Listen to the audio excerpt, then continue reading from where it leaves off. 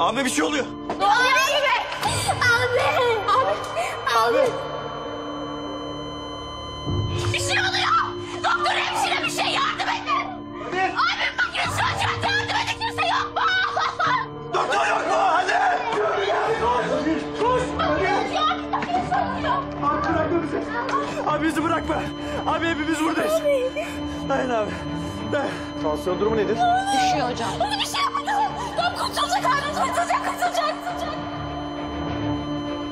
120 jul.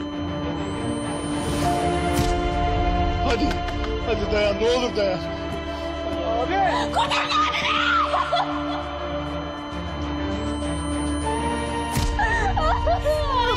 Bırakmamasın Umur. Olmuyor, bir şey yap. Bir şey yap, olmuyor. Kurtar abimi, bir şey yap.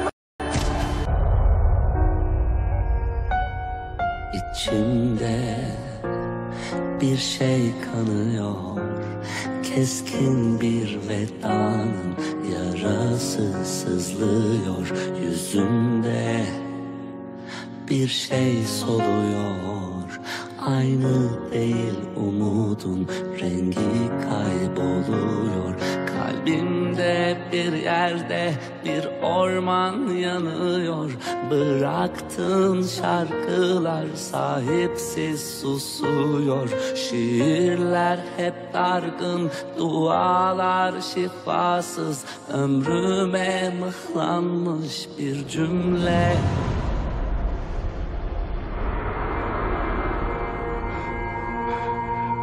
Kapatmayın abimin yüzünü, kapatma. Olur kalbindeki samanla. Kapatma.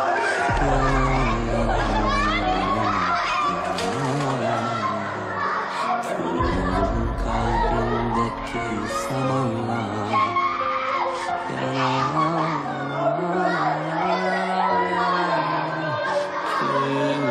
Olur kalbindeki samanla. Yana kül olur kalbindeki samanla.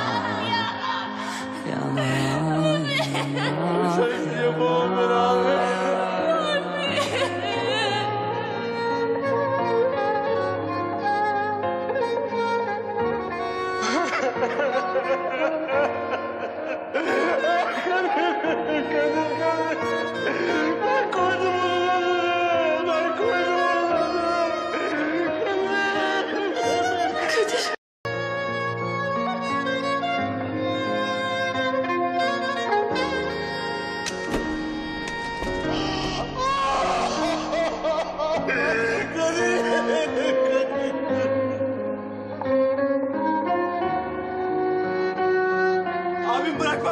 Abim beni.